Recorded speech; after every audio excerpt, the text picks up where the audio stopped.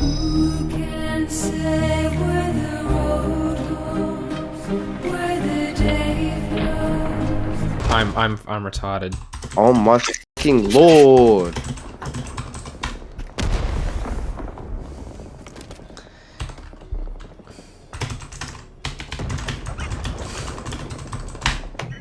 A little bit retarded.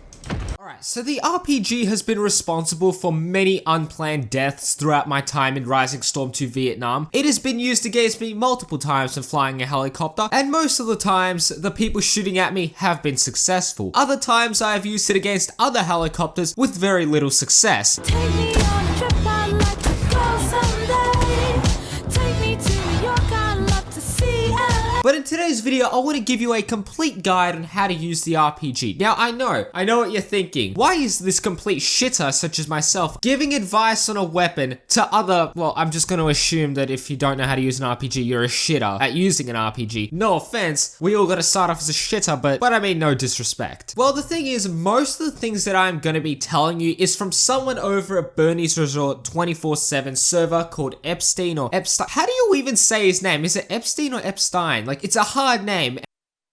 Epstein. I'm probably gonna have to censor it because, I mean, Susan doesn't really like you talking about these types of things. And the thing is, if you watched my recent videos on the types of Rising Storm 2 players, you'll know that he has like over 6 days, or possibly more now, of in-game time with the RPG alone. So if there is someone who you should be listening to, it's definitely him. He was also kind enough to provide me with lots and lots of gameplay because, let's be honest, if I had to get all the gameplay myself, the video wouldn't come out for like a whole year. So I'm very thankful for him and everyone over at Bernie's Resort 24/7. Also, if you can see like a very good player getting all these kills, you can kind of mimic what they're doing as opposed to what I'm doing. It's quite obvious. If it's good, it's his. If it's shit, it's mine. I also have left timestamps in the video description. That is assuming I didn't forget about them when I uploaded the video. So if I do forget, just comment calling me like a coconut head or something. Anyways, let's get into the video. Alright, so before I even get into explaining how to use it, I just wanted to say that I discovered something extremely annoying when using the RPG. Now, this isn't like some groundbreaking discovery, like I didn't find out where gold came from. Wait, I actually do know where gold comes from, but anyway, that's irrelevant to the point. I found out that a couple of times when I was trying to get my own gameplay, I fired at a helicopter and the rocket would like explode right next to it, right? But the helicopter wouldn't like explode, and I'm like,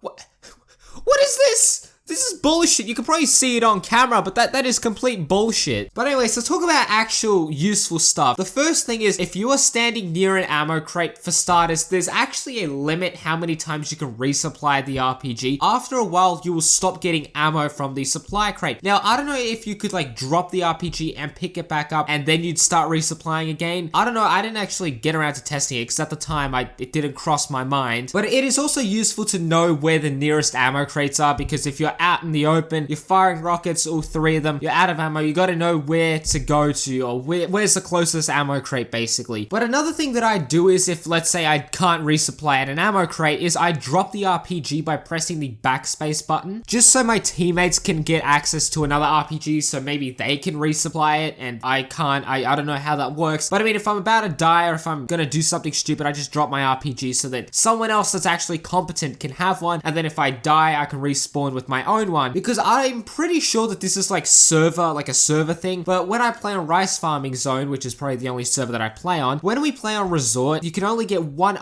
person can only go as RPG. So if you can like drop RPGs for, you know, other people that are competent, then yeah, you know, you're helping your team out. Now look, speaking of Resort, we all know how important the first minute is on the map. The Americans have one good shot to get behind the rocks and get as many people on the point as possible. And if they miss that window of opportunity, then they're gonna have a very bad time. It's not impossible, especially if you got good Cobra and Loach pilots, but if your transport pilots aren't good, you're gonna have a bad time. But as a VC, you wanna get to A site as quick as possible to set up and get in position to fire at enemy helicopters so they can't land. Now, what I do is I drop my primary weapon just so I can run to the point quicker, because obviously the less you're carrying, the faster you'll run. Now, let's be honest, if you drop your primary, it's not gonna be too bad, especially on Resort if you manage to get a hit off on a couple of helicopters helicopters and prevent them from landing, then there's going to be no infantry to even shoot at, especially if you go back to an ammo crate and just keep resupplying your RPG ammo, then you're going to be set. Sure, you can save yourself a couple of seconds, but I mean, let's be honest, a couple of seconds does add up and it can be very beneficial. Now, the important stuff, and that is knowing how to actually lead the target. And the reason why I'm laughing is because this is the hardest part, right? This is something that I still struggle with, and you can see with the gameplay. Like, sometimes I get my leading correct, but my y-axis isn't aligned with the helicopter. I have the most trouble with trying to hit Cobras, which are possibly the most important helicopter to shoot at, right? But each helicopter has their own speed, and you need to lead them differently. For starters, the Loach is the slowest helicopter, so you don't need to lead it as much. And then there's the Huey, then the Bush Ranger, and then the Cobra, which needs the most leading. Now, an effective way to do this is by tracing the helicopter's flight path and sort of like imagining like a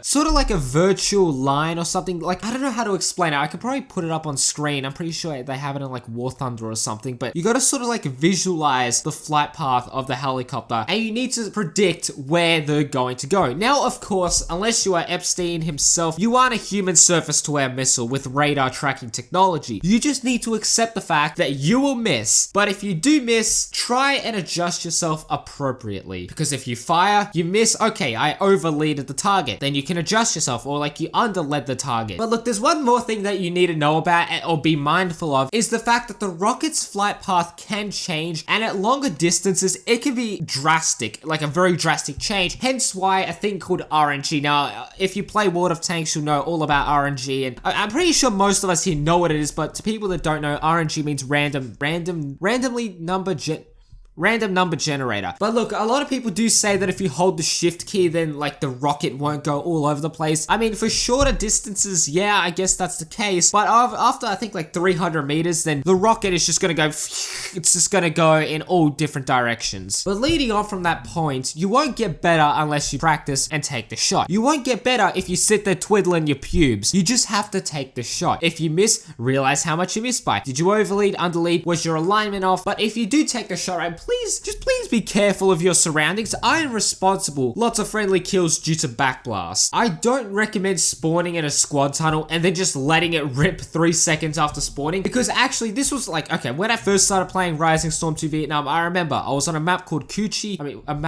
It sounds like it's like an unfamiliar map. Everyone knows that map. It was on the last point. You know how you got the brick walls on like the left side if you're playing as VC, like on the left hand side, or right hand side if you look at the map itself. Basically, there's a squad tunnel there. I spawned in, saw enemies, pulled out my rocket, killed 2 teammates that spawned seconds before me. Now that was my bad. I don't know why I decided to just whip out a fucking RPG like that, and I didn't even know that there was a thing called backblast back then. But yeah, it is important to develop some sense of spatial awareness just so you don't take out a couple of teammates. Now sure, some teammates will be forgiving, but some of them are gonna call you an idiot, so be mindful of that. And you know, Epstein himself said, you know, the shots won't hit themselves, and he's right. Alright, but now touching back on that RNG factor, right? Now, like the 5 stages of grief, sometimes you just have to accept the fact you won't hit shit. And RNG does play a role in determining whether you hit or not. The game will literally just say, go fuck yourself. You ain't hitting shit today. Log off, go outside, go for a walk, because I'm not letting you hit anything. It happens. I'm positive that I even recorded it, but you can see the Loach, right? And just how the rocket just like adjusts its flight path to hit it. Now that was lucky, in my opinion. And like I said at the start of the video, sometimes the rockets would just like explode right next to the helicopter and nothing will happen, and I'm like, what is this? But this could be because at times the rocket just simply won't register, and truth be told, you're just gonna have to sit there, bend over, and just accept it, really. There's nothing you can do. But the thing that I want to finish off is that yes, RPGs should be used against things that fly, and yes, you can shoot down a recon plane and a spooky, but I mean, I'm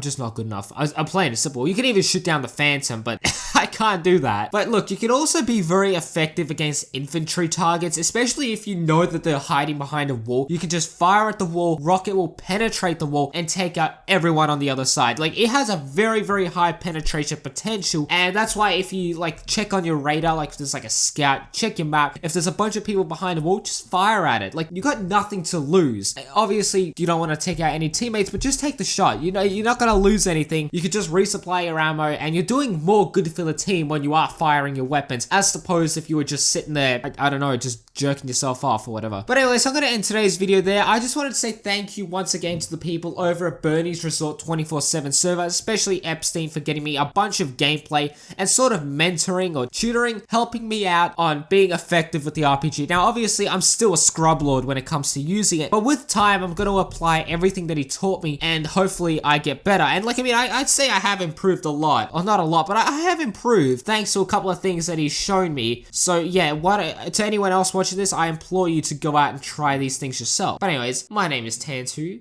and I will catch you guys in the next video. Peace.